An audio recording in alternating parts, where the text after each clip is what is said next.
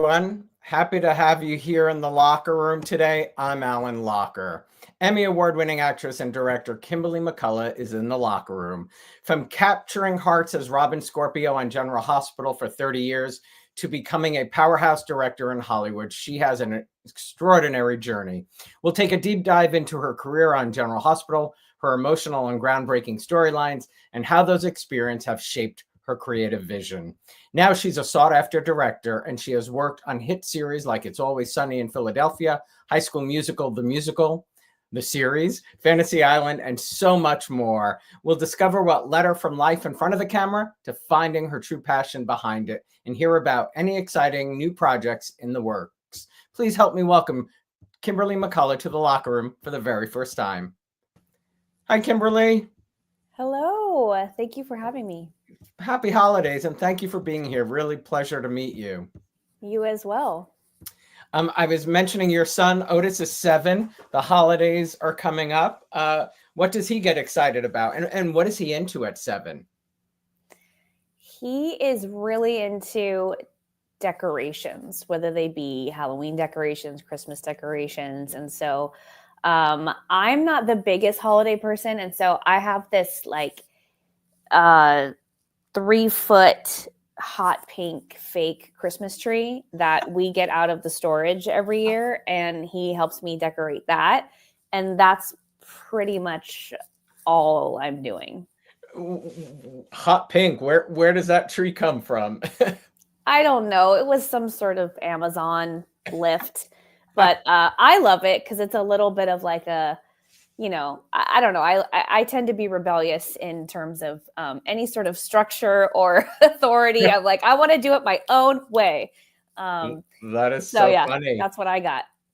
At 7, do you see any signs of him following in mom's footsteps in the creative? Well, first of all, that's very sweet of you to ask about my son, who is, my favorite person besides my partner.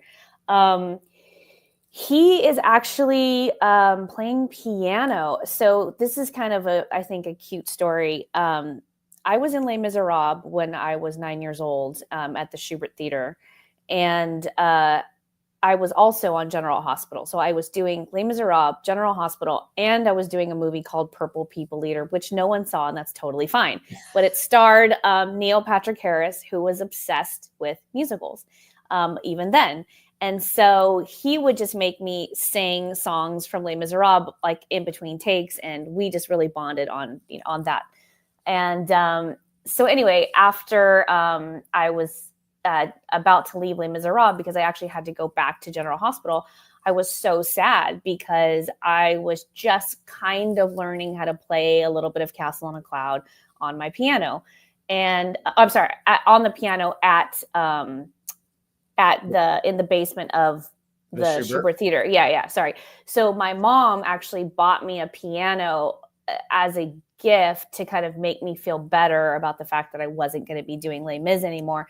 Anyway, the only song I learned on it was Castle on a Cloud. So I have had this piano since I was 9 years old, and it's in my house, and it's been sitting in Otis's playroom his whole life, and he's never touched it. He's 7.5. And all of a sudden this summer, he started like tinkering around, and I started straight up singing Castle on a Cloud to him. And I showed him the video of when I was on the Jay Leno, or the Tonight Show, which later became the Jay Leno Show, but Jay Leno was the host. Anyway, he has perfect pitch. And so my son, it was so crazy. He just walked over to the piano and started playing Castle on a Cloud. So that was the first song he learned. Only song I know. Yeah. And he's taking off from there. That gave me chills. And now I'm wondering if I saw you in Les Mis, because I feel like I saw Les Mis in New York. We were in LA. Have to look in that box of playbills I have in the basement. We were in LA exclusively, but yes, I that's the only musical I've ever done, and you know what? It's the only musical anyone should ever do. It's amazing. It is amazing, and to do it in New York. In LA, the LA. Oh, the Schubert in LA. Okay. Yeah, I thought you did it in New York. No. I wish. No, I've never been on Broadway. No. How did motherhood change your life? Oh, I think the main thing is just that I'm just so much more focused. My priorities are so clear.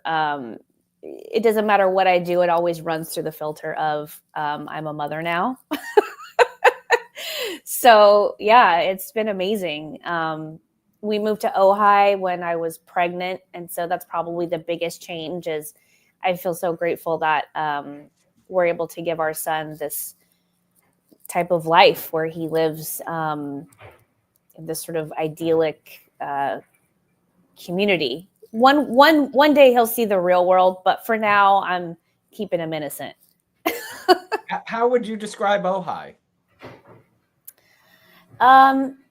It's funny. I think the first few times I went to visit there, sorry, there's a garbage truck outside the window. And I hear people saying it now. You're like, is this real? Because it's kind of intense. It's kind of known as this energy center, similar to Sedona, Arizona. People, for I guess almost 100 years now, have been actually leaving Los Angeles and coming to Ojai for healing, spiritual perspective. So there's a lot of nature. I mean, literally every day I go on a hike in the morning with my dog or by myself. So I start the day in nature. And so I'm just sort of like a student of that. I've started a garden. I'm just a different person. Like I just love being there. It's the community is wonderful. But more than that, I think it's just, I get to be in nature as much as I choose to. That's awesome. I love that. Well, let's go back in time. I love this story. You were discovered at a breakdance battle when you were 5 years old. That's Will you true. share who introduced you to breakdancing, first of all?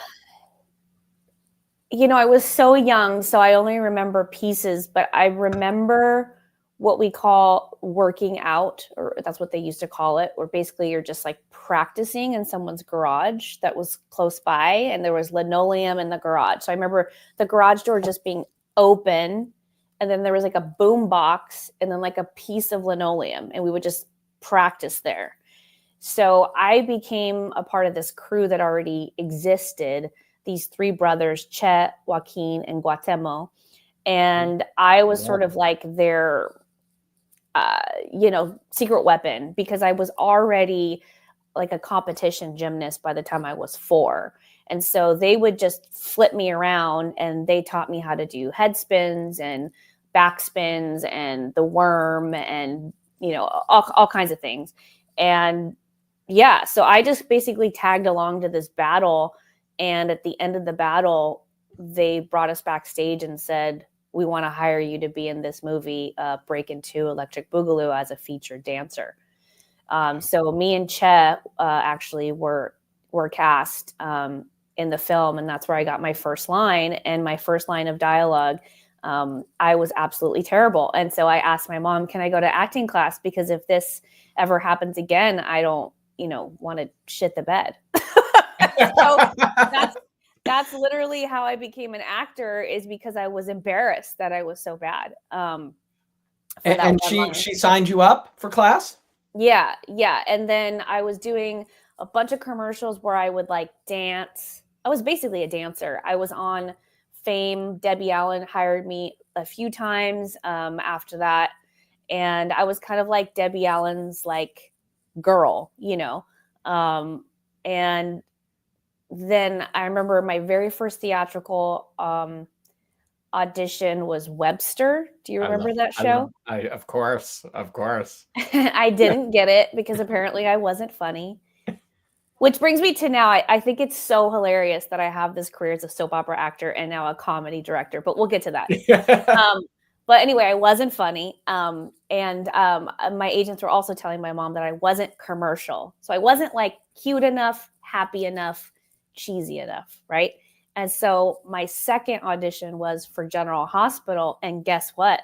I guess I was instinctually dramatic. And I got the chance to improv with Finola Hughes and Tristan Rogers, who are like 2 of the best actors on the planet. And they really taught me how to play make-believe, but in a very real, grounded way. So I just hit the It's jackpot. crazy that is your second audition. And you did have to do it 12 times, I think I heard you say, right? Yes, that's correct. It was a lot, but the very final one was a screen test. And the other kind of really cool anecdote, it was between me and Sherry Appleby for the role of Robin Scorpio. And I just remember being like, there's no way that they're going to pick me because, she's so stunning. And, we were little girls, but she was stunning. And later, a few years ago, I was directing Roswell, and she was directing right before me. And so I said, hey, can we meet for dinner on your last night, which was, the night before my first day of shooting. And we sat at the bar at this Italian restaurant and had spaghetti. And it was we were just talking about how crazy is this? Yeah, the past, right? Yeah. I mean, the amount of time that passed in both of your lives, it's crazy. Yeah, and she went to Roswell. She was the star of that. She was the star of Unreal. Obviously, she's had this amazing career, and then there we were directing the same show. It was nuts. Wow. Was there someone who introduced you to dance? I know you said you were a gymnast, but was there my mom? Yeah. My mom was a professional Polynesian dancer. That's a whole nother story. My brothers are Samoan. She married the fire knife dancer. I have 2 Samoan and Mexican brothers. And so my mom was a professional dancer, and she was also a studio owner. So I was surrounded by dancers. When I was a kid, I was like, if you don't dance, what do you do? Are you even human? So dance is my first love. I still consider myself a dancer. Even though, I'm older and can't move very well, but in my heart, some of your moves? He's not much of a dancer. I think he's more of a musician, but we'll see. Whatever. He's 7. We'll see what happens. Exactly. You never know. Do you remember your reaction at all about when you found out you got the part of Robin? I think all I remember is just being excited that I got to see Finola again, because speaking of dancing, Finola is a dancer. And I knew that. I knew that she was the white cat in Cats. And so the only thing I could think of was wow, I get to be around the white cat some more. That's incredible. I love that. It all centered around the dance for you, even more than the yes, the acting.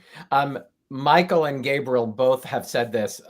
They commented that they are so thrilled that they got to watch you grow up, and that you were one of the only soap characters, Robin, who wasn't Sourced, soap opera rapid aging syndrome, that you got to actually play, this character throughout her longevity that you were with the show.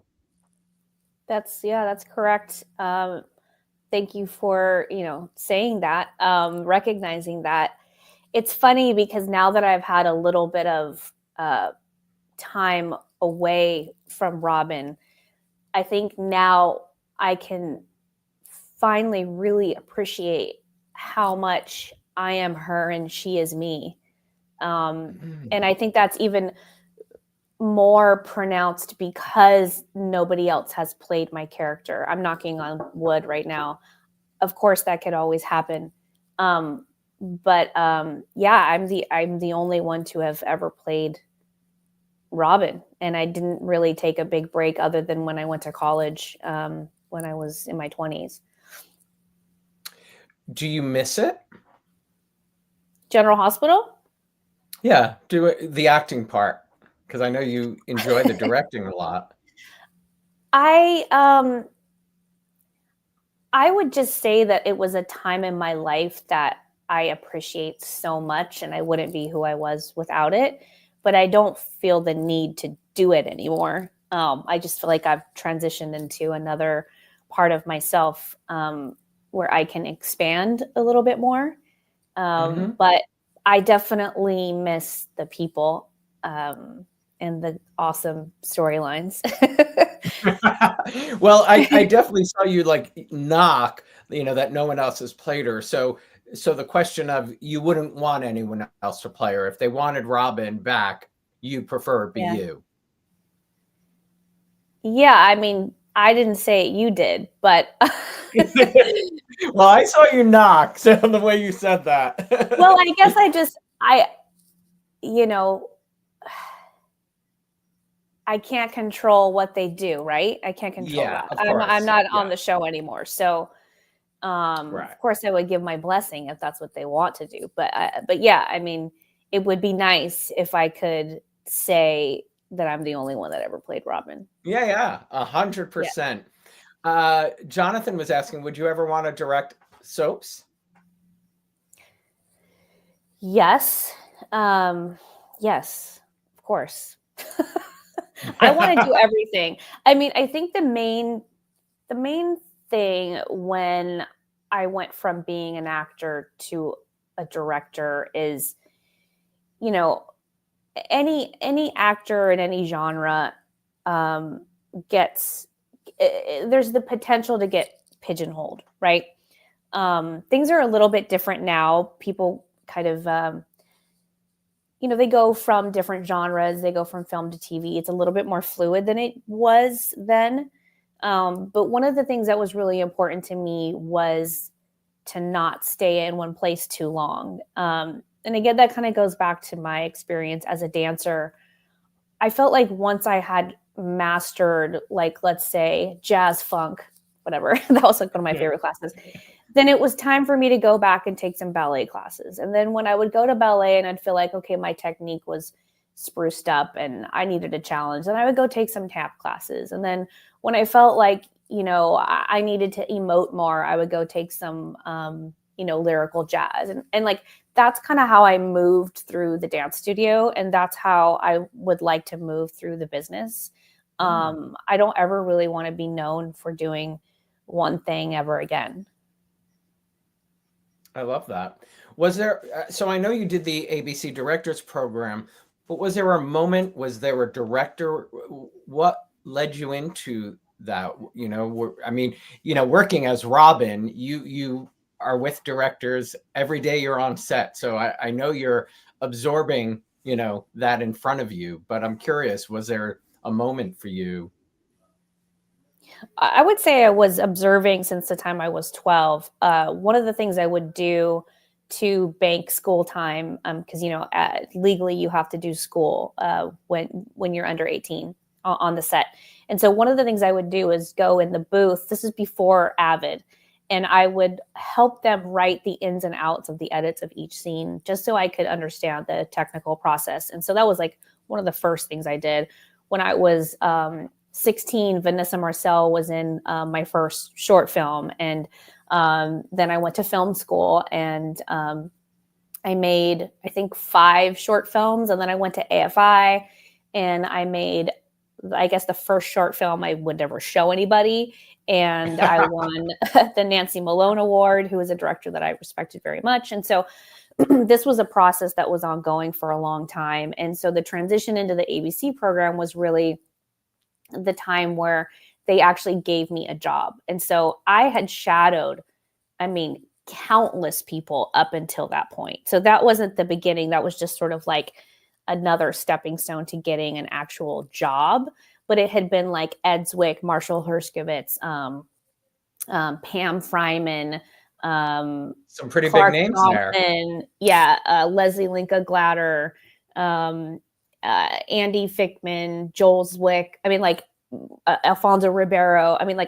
All of these directors said yes. And all of the directors on General Hospital I had been watching and observing for years.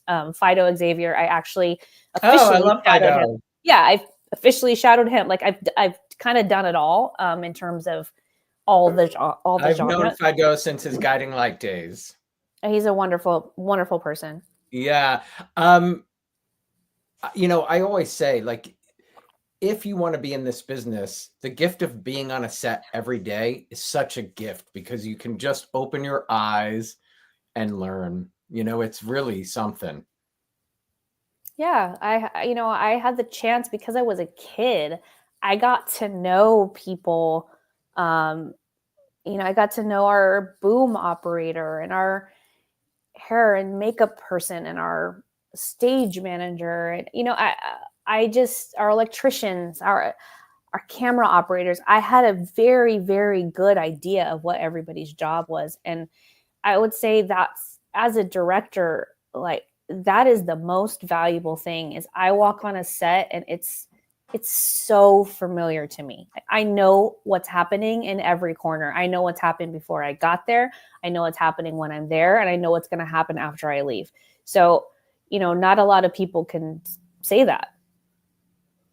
Are there other directors you look up to, female? We definitely have more female directors, thankfully, than ever before. Yes. Let's talk about some of the female directors who you admire and look up to. Definitely Pam Fryman, Leslie Linka Glatter, who is now our Directors Guild president. I shadowed her on Homeland. I think it was season 2, and that was one of the most incredible experiences. Francesca James is one of my favorite directors still to this day. I got to interview Francesca. I did not know her before, and I adored every second I spent with her on the show. She was quite a lady. She is quite the lady. I just watched Night Bitch, and I'm obsessed with that movie. Marielle Heller. I'm just like, you're the queen. I don't know that. Is that a new movie? Yeah. It's a new movie. It's you just have to see it. It's pretty amazing. And do you watch things you must watch things so differently than you did when you were just acting. Yeah. I mean, I think I've always had a filmmaker's heart. My favorite directors growing up were like Oliver Stone and Quentin Tarantino. Like, you know what I mean? They're not soft. I don't know. Their films are not, sort of easy. They're not easy. They're definitely in your face. Yeah.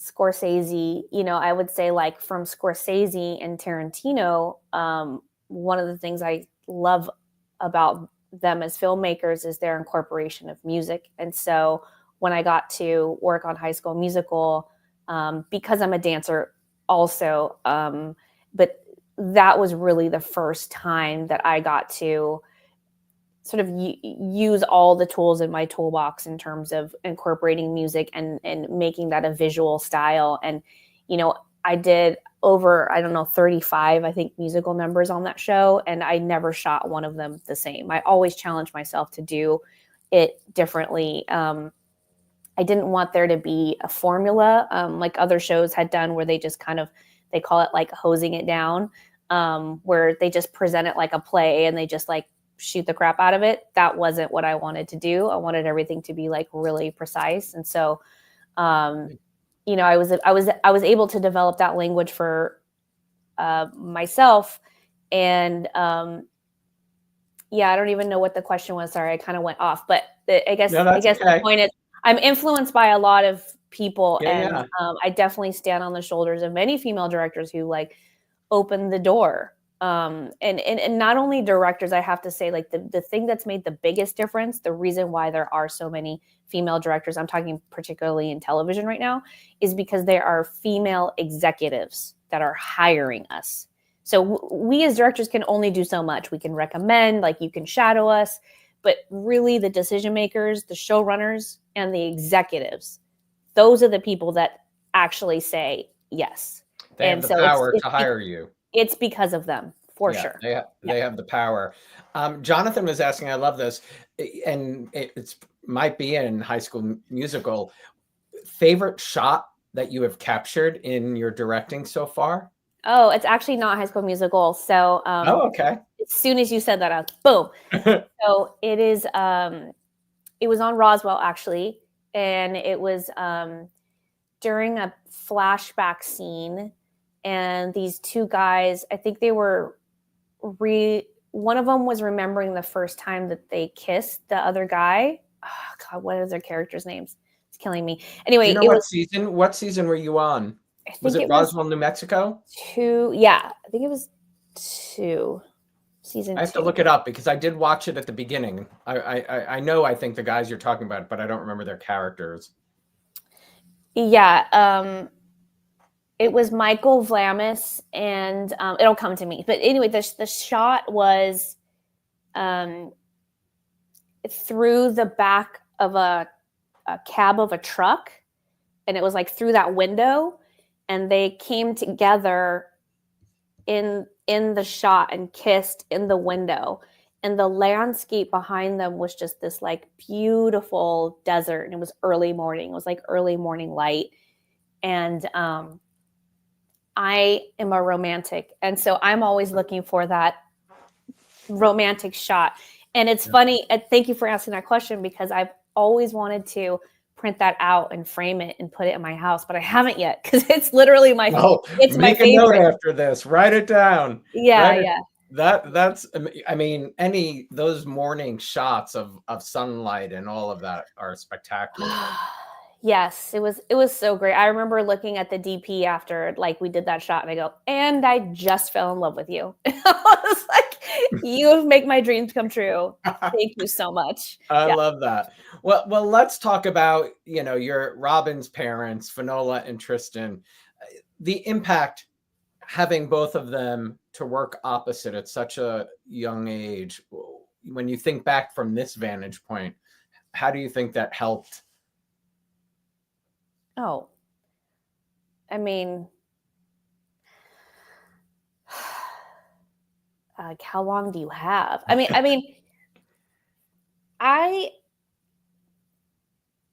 put it this way. To this day, when Finola walks in her room, I'm starstruck. I know her intimately.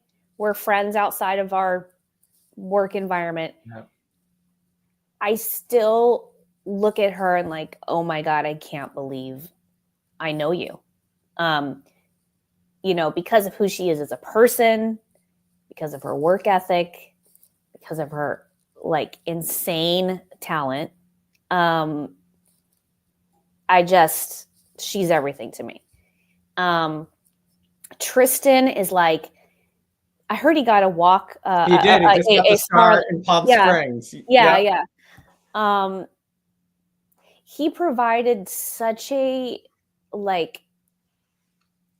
safe space for a playful, safe space for a kid.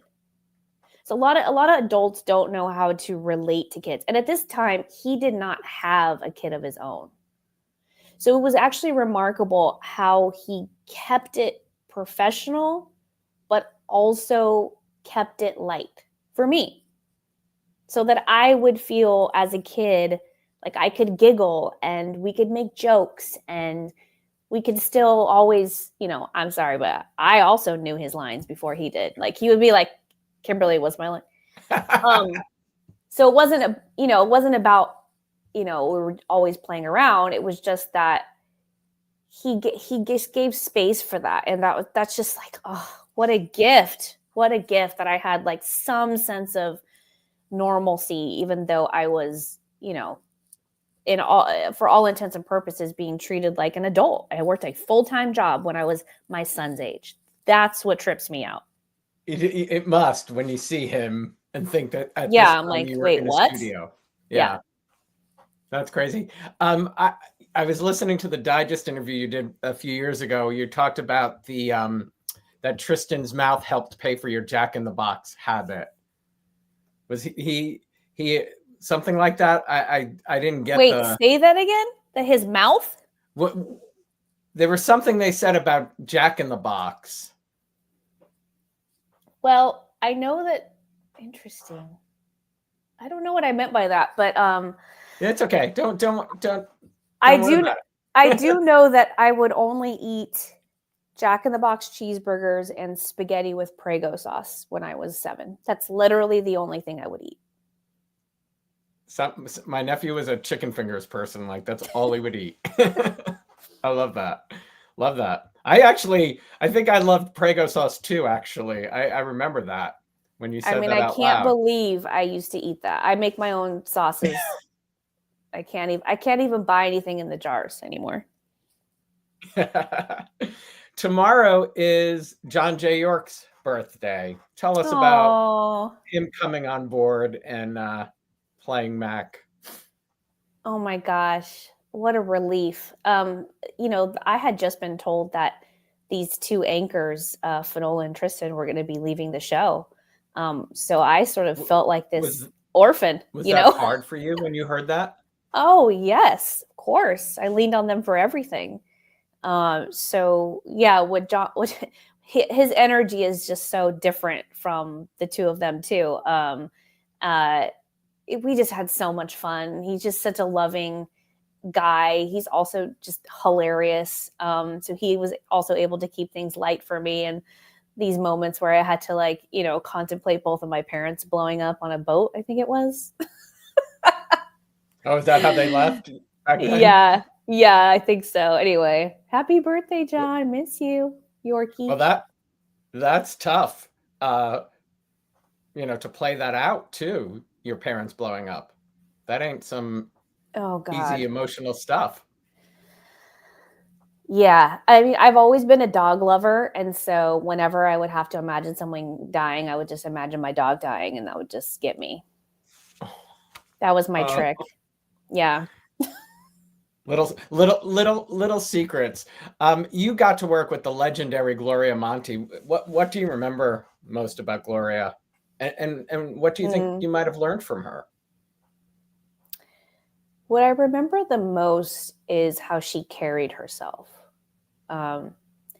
She was such a boss, like just power personified walking into a room. And so I didn't realize this until later, but when I became a director, there was a lot of talk about, there weren't a lot of, there was like five female directors in all of Hollywood. And that was so surprising to me. And it was almost like a culture shock because I was used to a woman running the show. So everything that I grew up with and I had seen, witnessed, experienced, her giving us notes, the way she would, just the way she would communicate, the way she would command a room.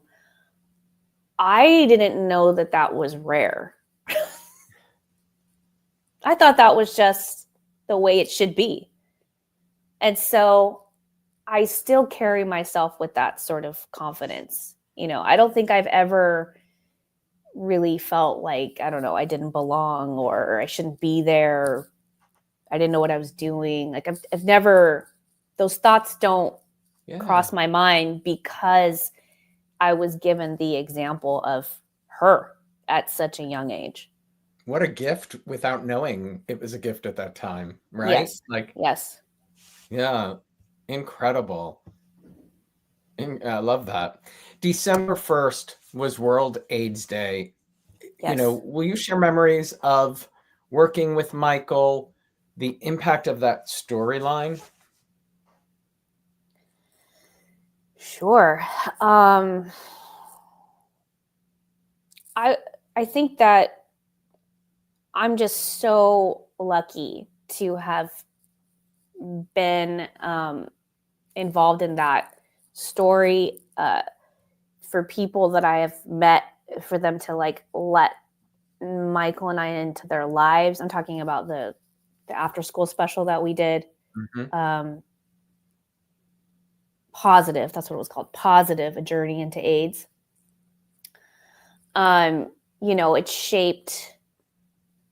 It opened my eyes and shaped my perspective about love tremendously.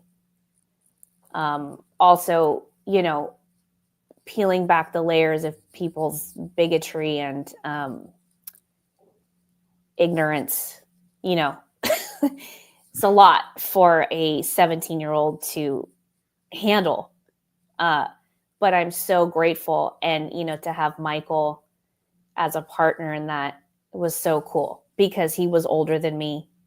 You know, he was more experienced in life.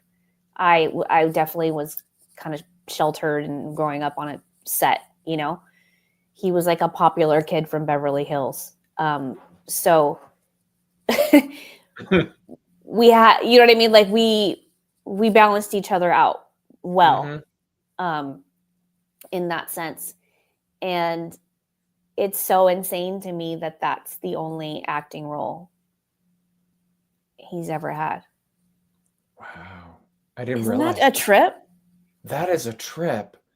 And the impact of that story, that is, I mean, to take on a story that resonated with so many people, and that is his only. Wow. Yeah, I mean, I think I'm correct on that. I know he kind of, excuse me, he left the business after that, but he may have done something before. I'm pretty sure that's his only. I'm pretty damn sure. But that is a major role as well, though. I mean, he might have done other, you know, but the impact. Do you remember who told you about the Wendy story? Rich told me. Yeah. And were you scared or intimidated at knowing the sort of the impact that what you were about to tell could have? I had no idea what she was talking about. Like literally, I had no idea. I was a virgin myself. Like I didn't even know about sex, let alone AIDS, you know?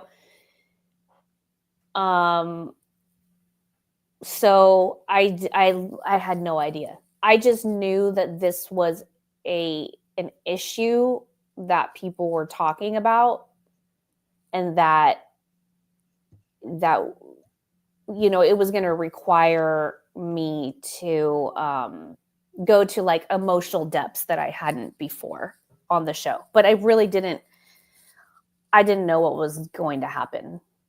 I had no idea. But you must have had a lot of faith in Wendy to help lead. Oh yeah. I mean, I could tell that it was important. And the thing that made me feel safe is that even though I didn't understand it, it seemed like Wendy and ABC were taking it very seriously. They had hired a doctor as a consultant. Like this was not your run-of-the-mill, you know, soap story where we just kind of made things up as we went along. This was like very calculated, and we tried to be as honest, realistic, and medically correct as we possibly could. And when I say we, I mean the writers. I all I did was, open my heart. And you did. You had an impact. I mean, all of the fans are writing. Stone and Robin's story was one of the best in daytime. Do you recall? I mean, at the time, it was still snail mail and not social media, where you Right. would have heard from everybody immediately. Yeah. Is there a fan you met, a story you heard that has stuck with you, that impacted you? There was a similar theme of interactions. So I don't remember them like as one instant, but I remember this thing happening all the time, which is someone would come up to me and be like, my brother's gay.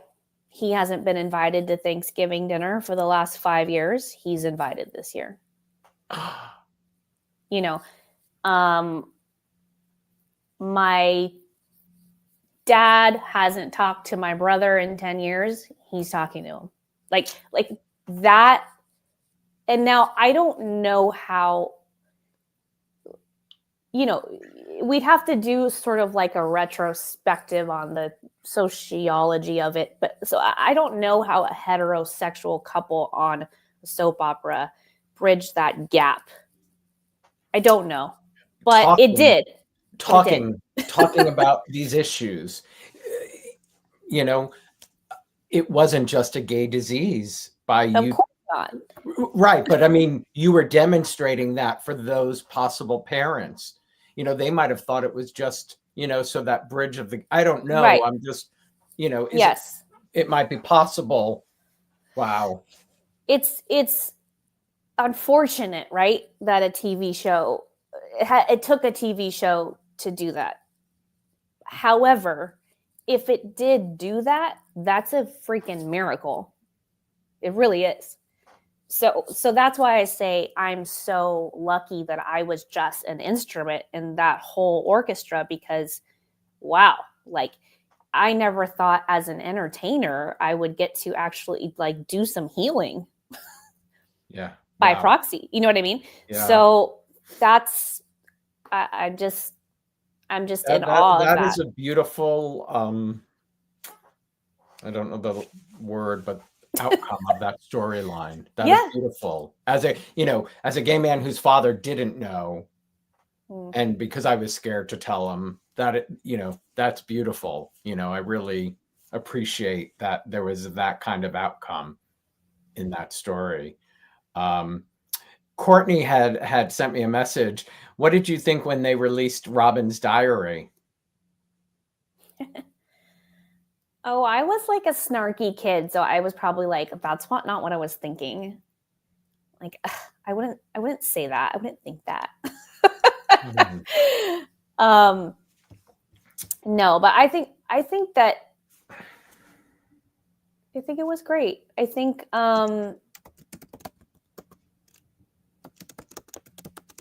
the book was a really good addendum to the after school special. I don't know. It just felt very full, like full in terms of telling the story from different perspectives. And I really appreciate that they did that. Could you have ever imagined that, when you went for that first audition, that you would have been playing her for 30 years? No. No, but I'm so glad I did. Yeah. And the fans are too. The fans are certainly. What was the first thing you got to direct besides your short film? Like, it was Shake It Up on Disney Channel, which I think is so cool because now I just did my first pilot for Disney Channel. Yeah, it's being called Vampirina right now, but who knows what it'll be called. But yeah, and it just got picked up. So we're all very excited about that. Oh, that's awesome. Do you have a dream project? I do. I'm working on it right now. All I can say is I'm writing an original musical with one of my favorite bands. Ooh, wow. Yeah. Wow, that's pretty great. And speaking of soaps, I have been working on a show about growing up on a soap in the 80s, and I'm currently working on it with the producers of Wednesday. So it is officially in the works, in development. Like a reality or like a scripted? No, a scripted series, yeah. Oh, great. So like a young person possibly within the show being on a soap? Yes. Oh, I love that. That's all I can say. Yeah, no, don't. Oh, well, that's very exciting. Mel just said, I know it's boring, but I fell in love with General Hospital because of scenes where Kimberly and Vanessa Marcel would sit, have coffee, and talk about what was going on in Port Charles. Cute. Yeah. It was like the Housewives of Port Charles before there was a housewife shows, right? What do you remember about the late Jackie Zeman? Oh, just love and light.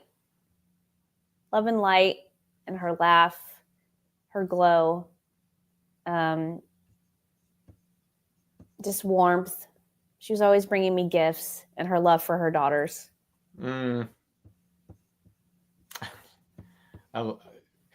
I got to sit with her. She was something, and she was a Jersey girl, from New Jersey. Yeah. So we bonded a little. Yeah.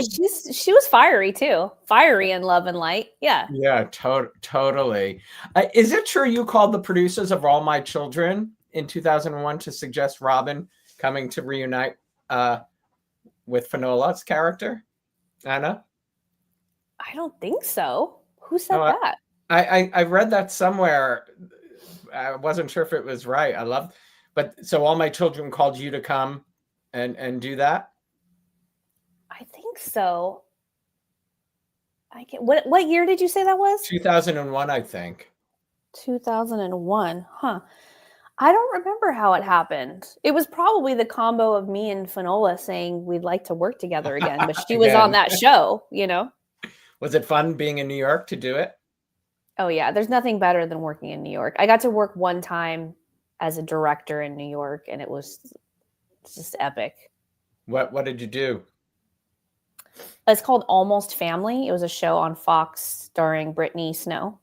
Oh yeah. I remember. I worked with Brittany on Guiding Light. Yeah. Yeah. Another actress who's just so on it because of her soap training. Yeah. I mean, there is nothing. I mean, I don't know all the directing you've done. Have you had soap actors that you? Yes. know? So Fantasy Island, my star of that episode was of course, Debbie Morgan. My show, As the World Turns. Yeah. And it was so funny because I didn't want to assume she knew who I was. I mean, I of course knew who she was. So and this was during, time of COVID. So I was wearing a mask outside and I was setting up the scene and I was saying, oh, I'd love you to stand here. And this is what you're looking at. And da-da-da-da-da. And we were like in between setups and she's like, excuse me,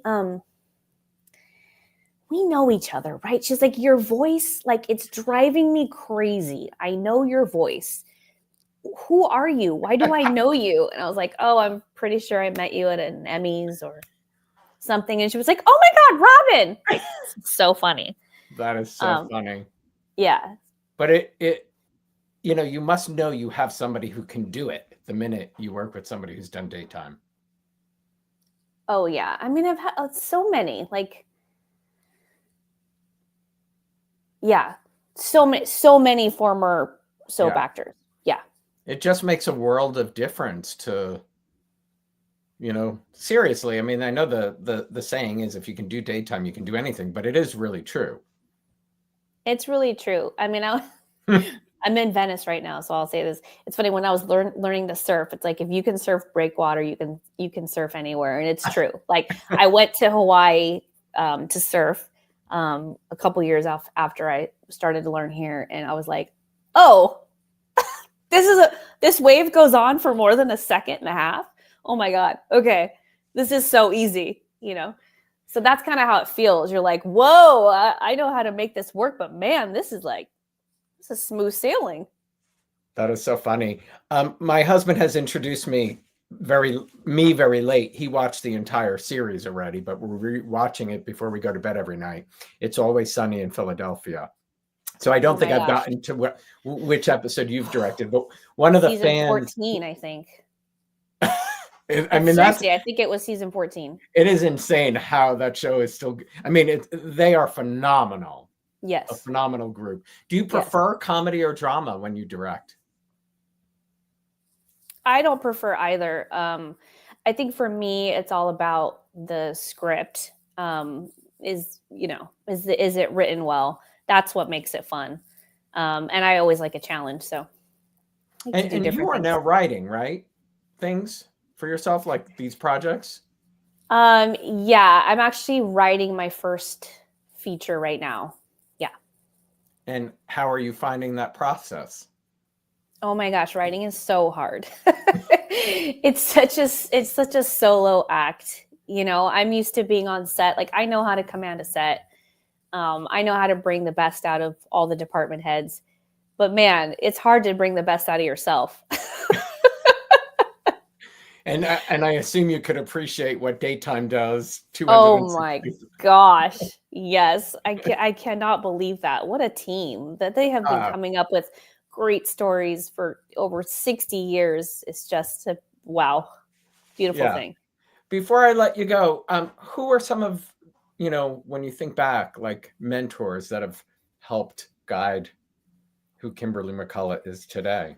Oh, that's not an easy question.